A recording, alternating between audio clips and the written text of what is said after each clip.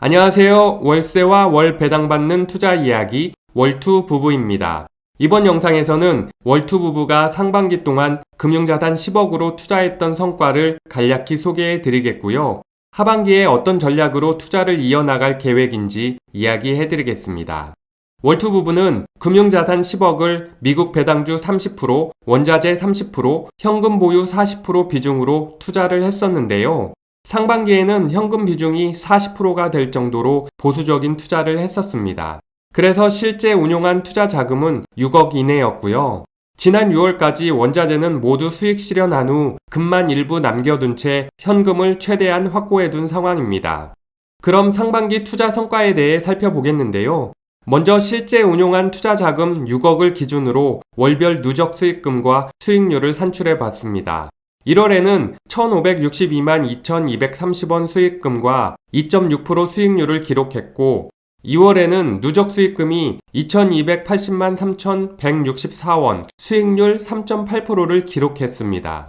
3월에 누적 수익금이 2,786만 6,418원, 수익률 4.64%를 기록한 후 4월에는 누적 수익금이 5,392만 8,185원이고 수익률이 8.99%로 크게 상승했습니다. 5월에는 누적 수익금 6,825만 222원, 수익률 11.38%를 기록했고요. 6월에는 큰 변동 없이 누적 수익금 6,834만 1,957원, 수익률 11.39%를 기록하며 상반기를 마무리하게 되었습니다.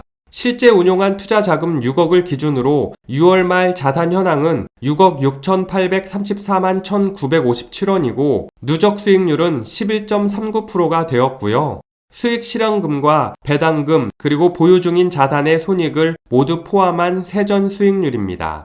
총 금융자산 10억을 기준으로 월별 누적 수익금과 수익률도 산출해 봤는데요.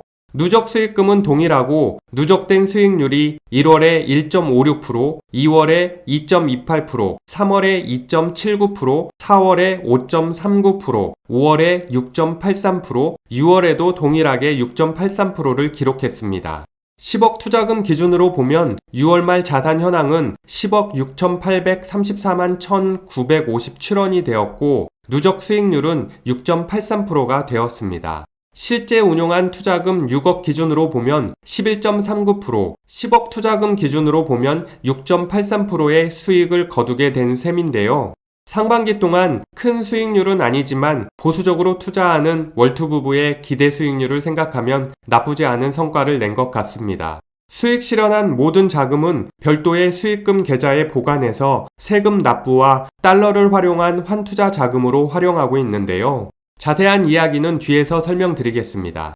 하반기 시장을 준비하면서 투자 시장에 영향을 미칠 만한 키워드 4가지를 뽑아봤는데요. 첫 번째는 델타 변이 확산입니다. 더운 날씨에는 바이러스가 줄어든다고 했는데 델타 변이 바이러스로 확산이 심해지고 있습니다.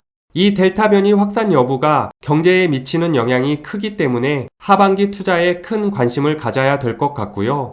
두 번째는 테이퍼링 시작입니다. 델타 변이 확산으로 테이퍼링이 늦춰질 순 있겠지만 어차피 시작한다고 보고 미리 대비를 해야 될 것 같습니다.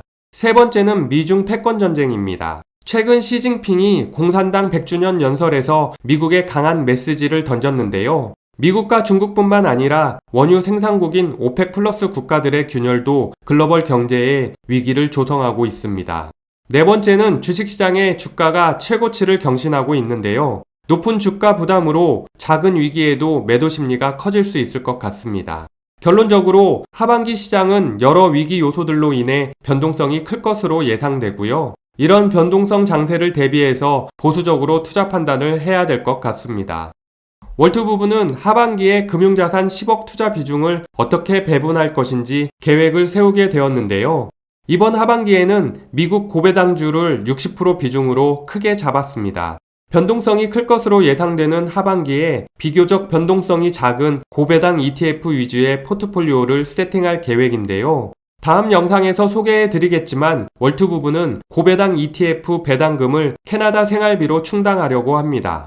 내년 중순쯤이면 코로나 상황이 많이 좋아질 것으로 예상하고 그때쯤 출국을 목표로 하고 있는데요. 하반기에 조정이 올 때마다 고배당을 받을 수 있는 ETF에 투자해서 높은 배당금을 받을 수 있도록 세팅할 계획입니다.